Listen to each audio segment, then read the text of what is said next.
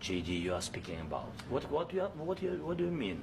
I'm talking about the kind of diplomacy that's going to end the destruction of your country. Yes, but if you Mr. President, with respect, I think it's disrespectful for you to come into the Oval Office and try to litigate this in front of the American media. Right now, you guys are going around and forcing conscripts to the front lines because you have manpower problems. You should be thanking the President for trying to bring an end to this conflict. Have you ever been to Ukraine that you say what problems we have?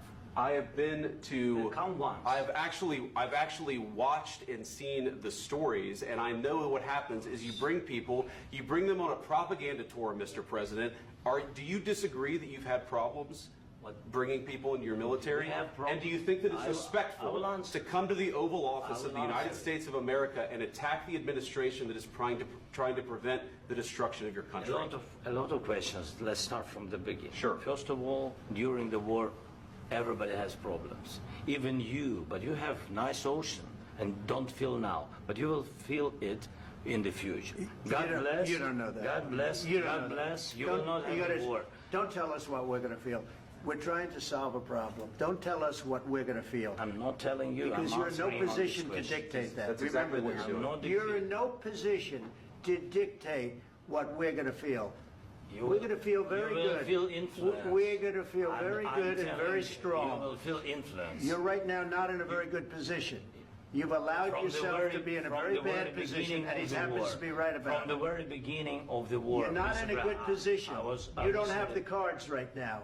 With us, you start having cards. Right now, you don't. You're playing cards. You're playing cards. You're gambling with the lives of millions of people. You're gambling with World War III. You're gambling with World War III. And what you're doing is very disrespectful to the country, this country. That's back to you. Far more than a lot of people said they should have. Have you said thank you once? This entire meeting? No, in this entire meeting, have you said thank you? You went to Pennsylvania and campaigned for the opposition in October. Offer some words of appreciation for the United States of America and the president who's trying to save your country. Please, you think that if you will speak very loudly about the war, you can... He's not speaking loudly. He's not speaking loudly. Your country is in big trouble. Can I answer? Wait a minute. No. You've done a lot of talking. Your country is in big trouble. I know. You're not winning. You're not winning this. You have a damn good chance of coming out okay because of us. Mr. President, we are staying in our country, staying strong from the very beginning of the war. We've been alone, and we are thankful. I said thanks you haven't in been this alone. cabinet. You haven't been alone. In this cabinet. We gave you, through this stupid president, $350 billion. We gave you military equipment, and you men are brave, but they had to use our military. If you didn't have our military equipment, this war would have been over in 2 weeks. In 3 days, I heard it from Putin. In 3 days, this is something maybe less. In 2 weeks, of course, yes. It's going to be a very hard thing to do business like this. Again, just say thank you. I said a lot of times to American people. Accept that there are disagreements, and let's go litigate those disagreements rather than trying to fight it out in the American media when you're wrong. We know that you're wrong. But you see, I think it's good for the American people to see what's going on. I understand, sir. I think it's very important. That's why I kept this going so long. You have to be thankful. You don't have the cards. Thankful. You're buried there. Your people are dying. You're running low on soldiers. Listen, you're running low on soldiers. It would be a damn good thing. And then you tell us, I don't want a ceasefire. I don't want a ceasefire. I want to go, and I want this. Look.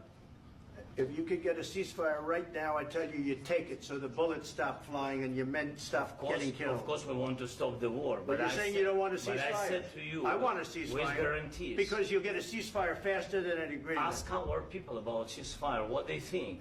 That wasn't with me. That wasn't with me.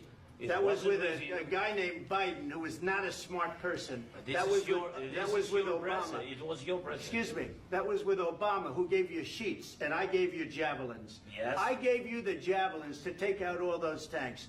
Obama gave you sheets. In fact, the statement is, Obama gave sheets and Trump gave javelins.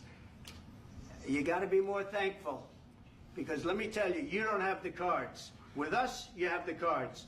But without us, you don't have any cards. One more question to Mr. Vice President.